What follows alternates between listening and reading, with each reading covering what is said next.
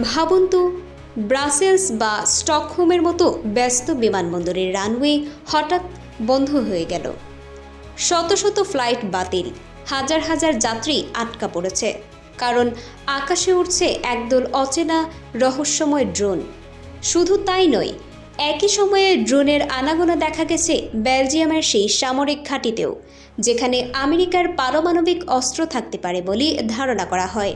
তাহলে ইউরোপের আকাশে এই রহস্যময় ড্রোনগুলো কারা ওড়াচ্ছে এবং এর পেছনের আসল উদ্দেশ্যই বা কী?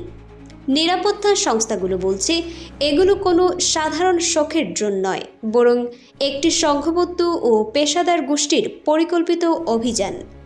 একাধিক ড্রোন একসাথে উড়েছে, এমনকি রেডিও ফ্রিকোয়েন্সি পরীক্ষা করার মতো উন্নত কাজও করেছে। বিশ্লেষকরা মনে করছেন এটি সরাসরি যুদ্ধ না হলেও যুদ্ধেরই একটি নতুন রূপ, যাকে বলা হয় হাইব্রিড ওয়ারফেয়ার বা গ্রে জোন সংঘাত।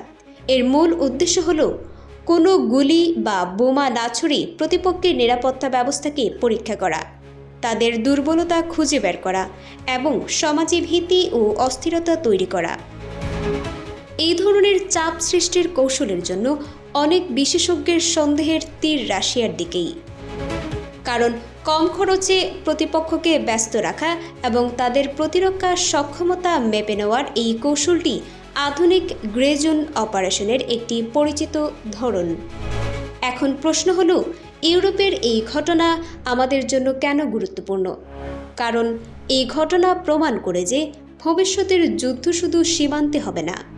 সস্তা ড্রোন প্রযুক্তি ব্যবহার করে যে কোনো দেশই বিশ্বের যে কোনো প্রান্তে বিমানবন্দর, বিদ্যুৎ কেন্দ্র বা সামরিক স্থাপনার মতো গুরুত্বপূর্ণ জায়গায় বড় ধরনের অস্থিরতা তৈরি করতে পারে। তাই বাংলাদেশের মতো দেশের জন্য নিজেদের বিমানবন্দর ও গুরুত্বপূর্ণ স্থাপনার সুরক্ষায় কাউন্টার ড্রোন প্রযুক্তিতে বিনিয়োগ করা এবং আন্তর্জাতিক গোয়েন্দা তথ্য বিনিময়ের মাধ্যমে প্রস্তুতি নেওয়া অত্যন্ত জরুরি। কারণ আজকের এই ছোট গ্রে জোন হামলা ভবিষ্যতের বড় কোনো সংঘাতের মহড়াও হতে পারে। এই ধরনের গুরুত্বপূর্ণ আপডেট পেতে আমাদের সঙ্গে থাকুন। BGN TV 24 সংবাদ, যেখানে বিশ্বস্ততা সেখানে।